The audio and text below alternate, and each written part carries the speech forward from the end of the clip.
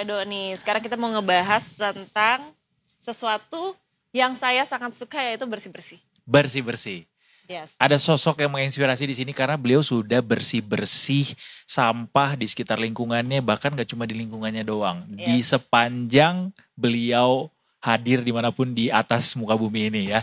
Dari sejak 2013. So it's been 12 years, 12 years dan mengumpulkan ribuan kilogram sampah. Kita hadirkan di sini langsung ada Mas Giri Marhara atau Mas Hara. Pegiat lingkungan. Apa kabar Mas Hara? Berarti panggilnya Mas Hara ya? Hara. Oke, apa kabar Mas Hara? Kabar saya baik, terima kasih. Thank you for having me. It's good to have you here, Mas Hara, pahlawan sampah dari Situ Gede. Pahlawan, iya. Jadi gue sendiri baru tahu ternyata ada yang namanya Situ Gede ya. Mainnya emang kurang jauh. Mainnya kurang jauh. Itu adanya berarti di Bogor ya? Benar. Di Bogor. Dan tadi sempat cerita tadi sama Mas Hara. Mas Hara itu bawa apa? Ternyata ini adalah buku.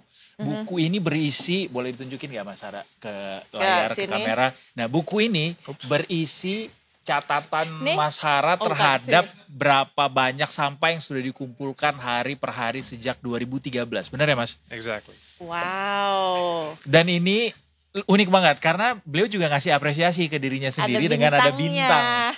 Benar, jadi setiap 100 kg dikasih bintang. Jadi kalau ada bintang-bintang di langit tuh bisa jadi beberapa di antaranya milik Mas Hara. Benar. Tapi bagus loh, itu apresiasi buat diri sendiri kan. Dapat reward bintang. Kayak zaman dulu pas gue TK dapat bintang. Ya kan sekarang kok udah gak ada kasih bintang lagi ya. Bikin sendiri bintangnya sekarang kayak Mas Hara bikin sendiri. Tapi kayak penasaran awalnya kenapa bisa sih Mas? Awalnya apa yang men-trigger Mas Hara untuk melakukan ini? Oke, so 2013 aku baru lulus SMP dan obviously banyak waktu luang karena baru selesai UN jadi libur. Oke. So, jadi itulah ketika aku mulai bersih-bersih di luar sekolah. Tapi 2013 itu tuh? Ya 2013. Oke. SMP udah kepikiran bersih-bersih. Iya loh SMP. Tapi kepedulian secara umum terhadap lingkungan itu tertriggernya pada saat kelas 7. Jadi pada saat awal masuk SMP di 2010. Pada saat itu saya baru mengenal ada konsep yang namanya piket.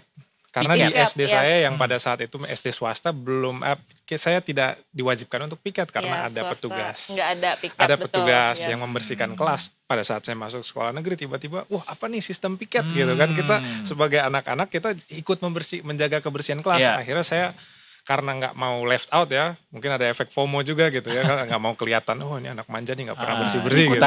Akhirnya saya berusaha untuk rajin bersih-bersih. Setelah seminggu 2 minggu berlalu, loh saya sadar kok anak-anak yang lain pada nggak datang gitu. Buat piket itu? Buat piket. Oh gitu.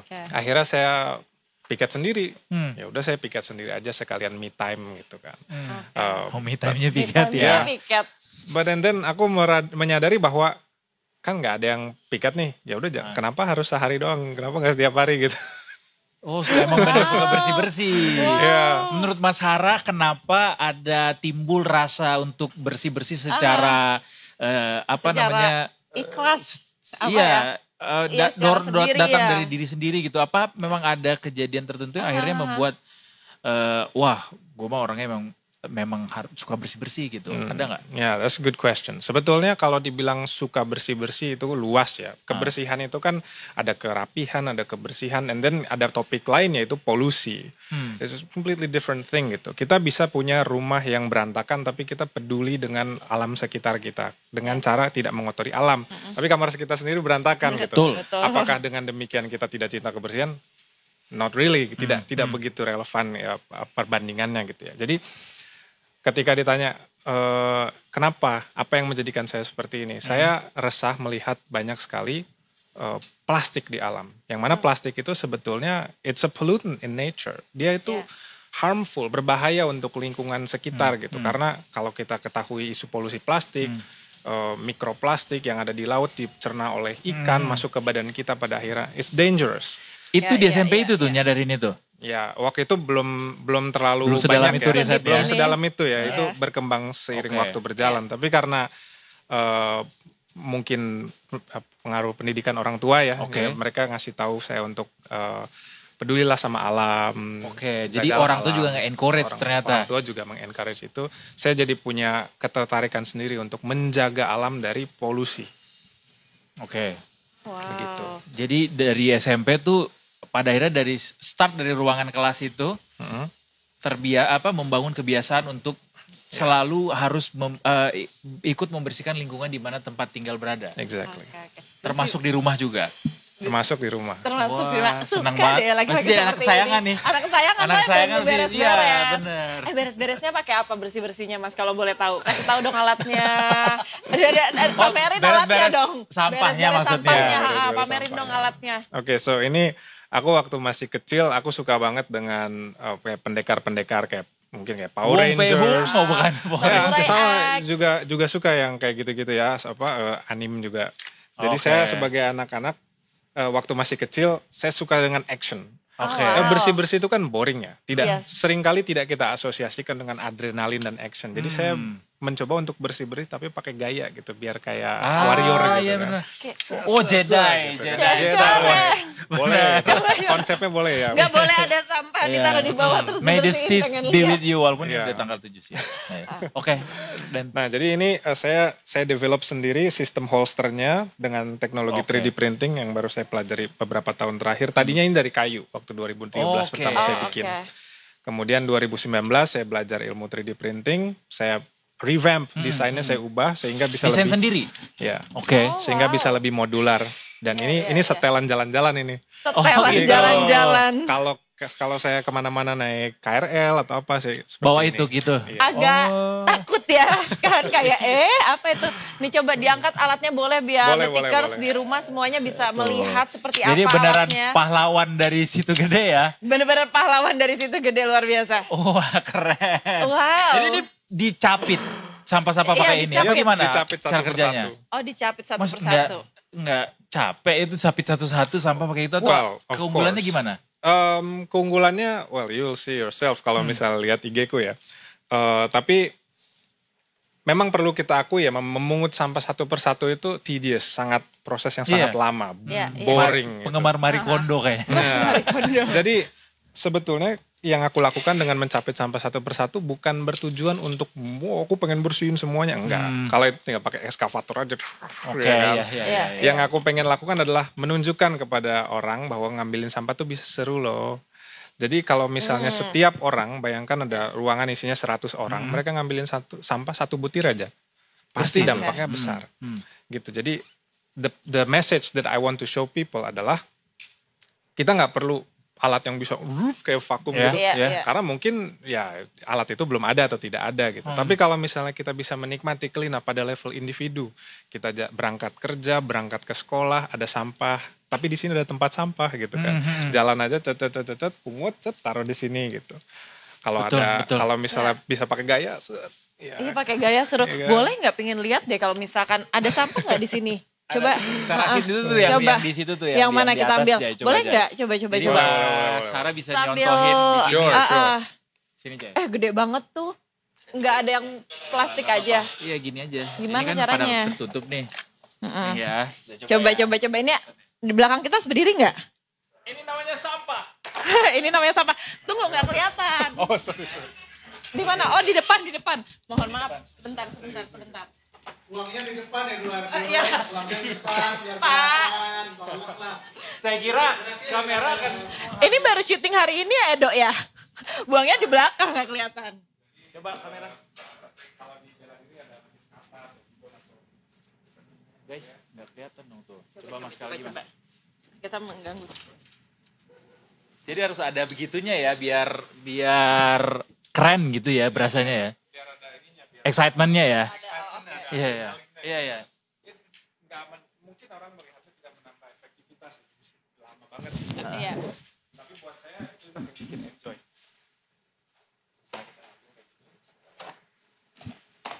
Oh wow.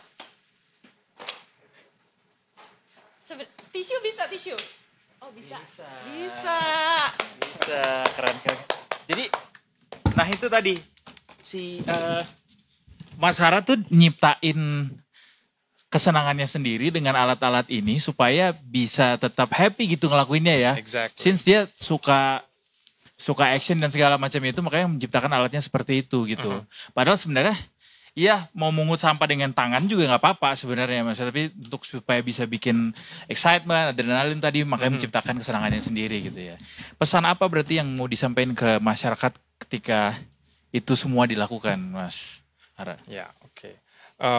The reason I do what I do dengan cara yang aku lakukan adalah karena orang kan kalau mandang sampah itu kan tidak keren gitu ya. Sampah sendiri dapat digunakan sebagai makian gitu, sampah gitu kan. Tapi sebetulnya ini sesuatu yang kita harus benahi gitu.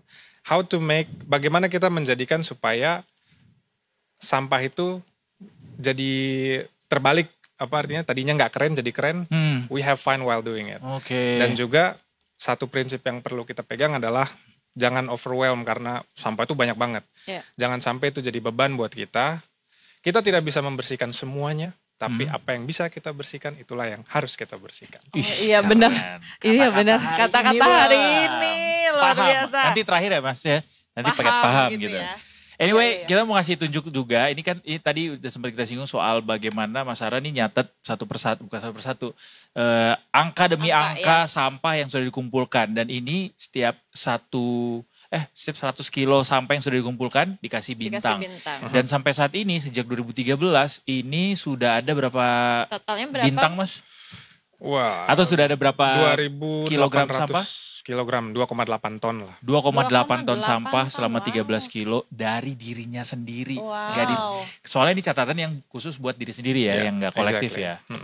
Yang kolektif tapi ada juga Mas? Ada juga, cuman aku gak hafal angkanya berapa.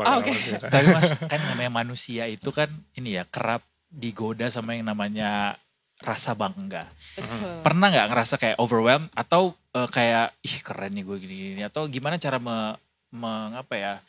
mengatur emosi kita supaya bisa tetap konsisten gitu melakukan ini hari demi hari tanpa memang genuine aja gitu buat kumpulin sampah buat lingkungan gitu tanpa ada motivasi lain. Well, I think that's completely fine.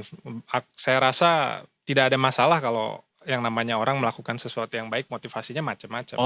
Kita juga nggak bisa mengharapkan. Saya misalnya clean up di lapangan, saya motivasinya karena it's fun, it's seru gitu kan. Tapi mungkin ketika saya ajak teman saya, dia pengennya, ada konsumsinya nih, gitu. Atau misalnya, bisa ketemu teman-teman nih. Tapi in the end of the day, yang mereka lakukan tujuannya pada akhirnya dampaknya sama, tujuannya sama, dan seiring waktu berjalan mungkin hati mereka akan belok-belok. Jadi mungkin pada awalnya motivasinya ini, kemudian habis itu ini, tapi selama yang dilakukan itu sama, dampaknya akan compiling, gitu. Dan bagi saya pun begitu. Dulu waktu pertama saya mulai piket. Saya piket selain hari yang saya seharusnya piket karena crush saya tuh piket di hari Rabu, sedangkan saya hari Selasa. Jadi motivasinya kan, baru aja mau bilang. Cinta motivasinya. Termasuk motivasinya mau ketemu jodoh di antara sampah-sampah itu ya. But what I'm trying to say adalah ketika itu sudah tidak menjadi relevan lagi, aksinya tetap berlanjut dan ada motivasi-motivasi lain gitu. Karena ketika kita menjaga alam akan selalu menjaga kita dan kita akan menemukan that every step of the way. Oh wow. 30 menit kita ngobrol sini bisa jadi buku itu jadi semua podcast saya. Bagus nih kata-kata mutiaranya bagus ya banyak. Mas tapi penasaran deh. Ada nggak cerita yang menarik banget, ini kan berarti ngambilin sampah nih kita bahasanya nggak enak. Apa ya? Motif sampah. Piket deh. Oke. Kita kan piket kan udah banyak banget ya. Pasti ada dong cerita yang kayak aduh seru banget lagi atau kayak menarik banget atau unik banget. Ada nggak? Oke, ada nih, ada yang kayak nemu sampah aneh. Nemu sampah aneh pasti banyak gak sih? Banyak kan? Bahkan sampai sekarang saya bingung kalau ditanya sampah aneh. Karena bagi saya semua sampah udah gak aneh. Fine aneh. Nah tapi ini kaitannya dengan alam dan dengan hutan ya. Jadi pada saat itu, jadi di dekat situ gede ada hutan yang cukup populer dikenal hutan Sifor. Dan pada saat itu saya masih SMA kelas 11 dan saya jalan ke sana, saya bersepeda ke sana untuk melakukan clean up di salah satu tumpukan sampah liar yang memang sudah lama ada di sana. Pada saat saya mengeluarkan peralatan saya parkir sepeda, keluarin peralatan, mulai clean up-nya. Tiba-tiba saya lihat di bahu saya ada ulat bulu satu. Saya kaget kan. Kemudian, yaudahlah lanjut lagi clean up. Di sini ada ulat bulu lagi gitu. Kemudian ya udah saya mengabaikan gitu. Pas saya lihat di sekitar saya ulat bulunya kayak banyak gitu. Gue merinding lagi. Banyak sekali. Ternyata lagi musim kepompong dan ketika ketika ulat itu mau menjadi kepompong, dia kan akan turun dulu ya. Kemudian baru merajut kepompongnya sambil dia naik. Nah, jadi ini ada ratusan. Dan karena saya mengabaikan sekitar saya, ya saya nggak ngeh bahwa itu terjadi. Saya langsung panik, saya lari, dan itu ada lapangan di sana. Kirain bikin konten dulu ya. Harus bikin konten dulu ya. Udah gak kepikiran sih, udah deg-degan banget sih. Itu belum zamannya konten sih. Oh gitu. Jadi waktu itu masih pakai HP yang 9 tombol itu. Oke. Yang depannya N, belakangnya A. Iya. Nah, jadi ada lapangan, Oke. saya guling-guling, saya guling-guling, diliatin lah sama orang-orang yang ada di jalan raya di sekitar hutan itu. Ya, tapi saya, semenjak itu saya sebelum turun ke lapangan, saya Lihat survei dulu. Cek dulu kali ya, Cek kayak dulu ada apa ya. Tiba-tiba ada beruang grizzly kan. Oh, tiba-tiba agak kaget ya, kalau itu teriak ya. Belajar ngaum dulu biar dia bisa takut sama kita pas ngeliat kita ya. Aduh, seru banget. 2.800 kilo dalam 12 tahun untuk sendiri itu banyak banget gitu. Pernah luar ini biasa. gak? Apa dapat dampaknya dari sosial? Apakah orang-orang cenderung nge-mocking kita justru apaan ngambil sampah satu-satu kayak gitu, atau justru banyak pada akhirnya yang ikut termotivasi? Sarah, gimana selama ini? I would say banyak dari kedua sisi itu. Jadi ada yang mocking ya, tapi ada juga yang mendukung dan ikut bergabung gitu. Tapi apa yang menjadi yang kita tarik itu tergantung mana yang kita perhatikan. Kalau misalnya kita berikan perhatian, kalau kita berikan lebih banyak perhatian kepada orang yang mocking, rasanya kayaknya banyakan yang mocking.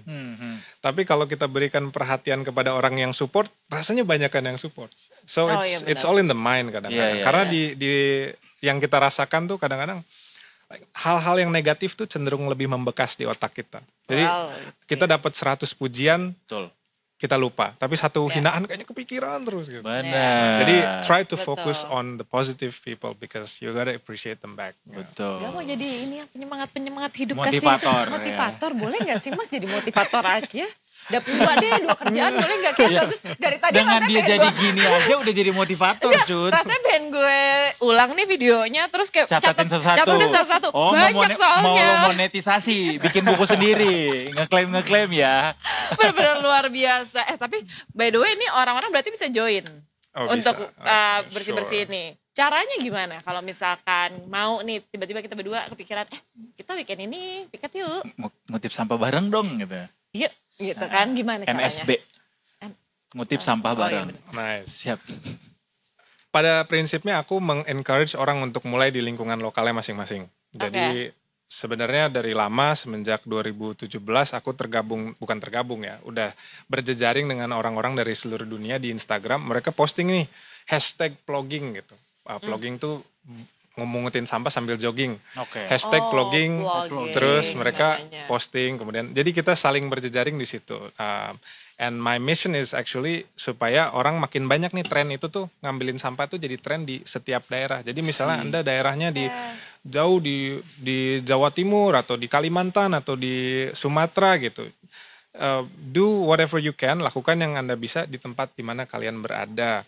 And then kasih hashtag, share ke saya, nanti saya share lagi biar makin rame. Ini jadi tapi kalau misalnya mau bergabung dengan saya specifically, ya saya I really appreciate it. Kalau misalnya teman-teman mau jauh-jauh datang ke sini, kita clean up setiap Sabtu dan Minggu. Aku bersama dengan teman-teman Sabtu dan Minggu clean up mungkin kira-kira kayak jam-jam sore gitu. Oh sore-sore ya? Sore. Setiap Sabtu dan Minggu. Di mana biasanya tuh? Di Danau Situ Gede. Oh di sekitar Danau Situ Gede itu. Iya. Berarti Danau Situ Gede ini udah bersih banget ya tiap hari. Soalnya setiap minggu ada yang bersihin, udah rapi banget. Dan berarti sampahnya nggak bisa habis, Mas. Ya karena ya begitulah alam ya. Alam kan ada perputaran ya, siklus air gitu. Dan ketika manusia hadir di tengahnya menghasilkan sampah, ya muncullah siklus sampah. Berarti masih tetap orang ngebuang sampah ke sana. Ya, jadi perjuangannya memang harus dua arah. Satu membenahi alamnya, kemudian membenahi manusianya. Exactly, it takes to tango ya. Jadi tapi gimana masyarakat setempat nggak selama beberapa tahun ini sudah melakukan itu nggak ikut empati kemudian menjaga si danau itu dong pada akhirnya harusnya. Again, di dalam masyarakat pun terbagi, ada yang ada yang punya kepedulian gitu, meskipun minoritas gitu ya. Ada juga the majority yang mereka mungkin acuh tak acuh atau mungkin punya kesibukan lain gitu. Jadi yang saya lakukan selama ini, saya coba cari nih warga-warga lokal yang punya semangat, dan saya coba untuk kumpulkan supaya mereka nggak patah semangat. Karena mudah sekali bagi mereka untuk merasa sendiri ketika mereka jadi minoritas ya yang peduli. Gitu. Menurut Mas Hara, apa yang paling susah untuk diedukasi dari masyarakat soal bagaimana harus jaga sampah di lingkungan masing-masing? Yang paling susah, nih aku terus terang aja nih. Banyak orang somehow masih belum bisa bedain mana organik, mana anorganik. Gitu. Edukasi itu kurang ya? Aku sendiri masih mungkin permasalahannya dari penggunaan istilah kita yang kayaknya berat banget gitu. Iya. Jadi mungkin ada istilah alternatif seperti sampah kering dan sampah basah. Tapi kemudian ini juga bisa menimbulkan miskonsepsi. Betul. Kalau daun dia kan organik, tapi karena karena sampah basah itu organik, nanti bingung kalau daunnya kering gimana. Masuknya ke plastik dong. Nggak seperti itu konsepnya gitu. Jadi kayak keblinger gitu ya sekarang. Iya, Wak. Tapi iya sih. Tapi susah juga ya mengedukasi itu ya. Harus dari orangnya dulu memang pengen tahu, oh ini yang mana sih. Karena terlalu banyak juga yang harus dijelaskan juga pada akhirnya di situ. Itu challenge yang cukup besar. Tapi pasti Mas juga pernah mengedukasi orang-orang di sekitar Mas untuk itu kan? Iya. Edukasinya tentu kalau aku by action. Jadi bukan bikin kelas, workshop dan lain sebagainya. Because in my experience, orang paling efektif tuh dikasih tahu kalau memang pengen tahu. Iya. Gitu. Jadi berarti Mas Hara ini love language-nya adalah act of service. Act of service. Iya nih. Gak butuh kata-kata ya. Pokoknya lakuin aja langsung. Keren banget Mas Hara. Ini di momen ini aja kita mau langsung kayak bersihin sampah kali habis ini ya. Pulang-pulang bersihin gitu. Dimulai dari bersihin kamar Anda dulu ya. Kalau keluar rumah tuh bersihin dulu kamarnya. Betul, baik. Kok tahu banget emang pernah ke rumah saya, Pak? Kok tahu banget dia? Nerawang loh. Oke.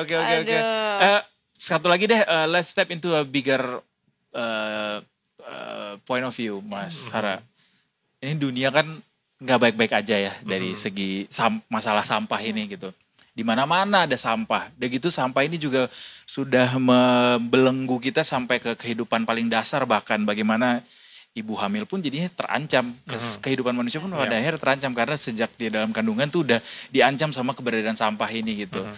Ada nggak goals atau mungkin tujuan Mas Hara dengan apa yang sudah dilakukan selama ini supaya bisa orang tuh bisa melihat dunia tuh lebih besar gitu dengan masalah sampah yang ada saat ini? Pada prinsipnya aku kembali ke quotes yang tadi ya, lakukan yang bisa kita lakukan, karena yang bisa kita lakukan adalah yang harus kita lakukan. As in like don't try to burden yourself with the obligation untuk memperbaiki semua hal, karena dunia ini memang kacau. Ya, I know, dunia kacau. Tapi masa sih kita mau musingin, bukan kita bertingkah peduli We're not superhero ya. Exactly, yang bisa langsung sling gitu ya. Betul, kita tidak ada satu quotes yang sering kali dibagikan oleh yang sering beredar di teman-teman aktivis. Mereka bilang kita tidak butuh 1-2 orang pegiat lingkungan yang sempurna. Kita butuh jutaan orang yang peduli lingkungan tapi tidak sempurna. Gitu. So it's okay kalau misalnya mungkin ada yang masih ada orang yang, aku bukan bilang it's okay ya, tapi kita maklumi kalau misalnya masih ada orang yang bakar sampah karena mungkin mereka tidak punya sistem itu lagi. Mungkin mereka tidak ada di dalam sistem pengangkutan sampah yang proper gitu. Tapi mereka sudah ada upaya untuk mengumpulkan si sampah itu gitu. Jadi udah one step closer gitu. Jadi atau sesederhana mereka tidak terliterasi bahwa bakar sampah itu tidak baik gitu ya. Atau mereka mungkin tidak teredukasi gitu ya. Jadi PR-nya oke, sekarang kita kasih next step-nya apa gitu. Jadi I think kalau misalnya kita bicara besar ke depannya seperti apa, kalau aku sih saran ke teman-teman, just start with yourself. Gitu. Start with yourself, start from lingkungan terdekat kita, lokal kita, love thy neighbor ya. Mulai dari apa istilahnya, lingkungan terdekat, lingkungan terdekat terlebih dahulu. Iya. Gitu. Ya. Kita harus mulai kayaknya. Do you think we can have a better word? Sebelum akhirnya dunia ini hilang? I think we can. It's about attitude. bagaimana kita menyikapinya. Kalaupun meteor akan ada meteor, saya akan tetap bersih-bersih hari ini gitu. Karena just do what you can do ya. Kalaupun kita tahu wah dunia berakhir seminggu lagi misalnya gitu kan. Ya, saya akan tetap bersih-bersih karena bersih-bersih yang bikin saya seneng gitu. Kalau kata Michael Jackson, start with the man in the mirror. Jadi dari kita sendiri baru bisa berubah tuh dunia ya. Pas di momen ini gue pas setiap kali ngikutin ada konferensi lingkungan apa segala macam, kan itu banyak sekali diskusi dan segala macam kayak Anda ini start with yourself first. Gitu ya. Tapi benar kata Mas Hara. Dimulai dari diri kita sendiri dulu, baru kita bisa udah cukup. Sebenarnya cukup ya, dimulai dari diri kita sendiri dulu, baru nanti akan itu ngikut deh selanjutnya. Betul, setuju. Oke deh, terima kasih Mas Hara sudah memberi inspirasi buat kita di sini. Luar biasa. Sukses untuk semua rencananya untuk bisa membersihkan lingkungan, menjaga lingkungan, membawa orang lebih banyak termotivasi untuk sadar akan kebersihan lingkungan. Terima kasih juga sudah mau menampar kita dengan segala macam quotes-quotes tadi ya. Iya tadi wow, quotes-nya wow, luar biasa. Quotes-nya wow ya. Terima kasih sekali.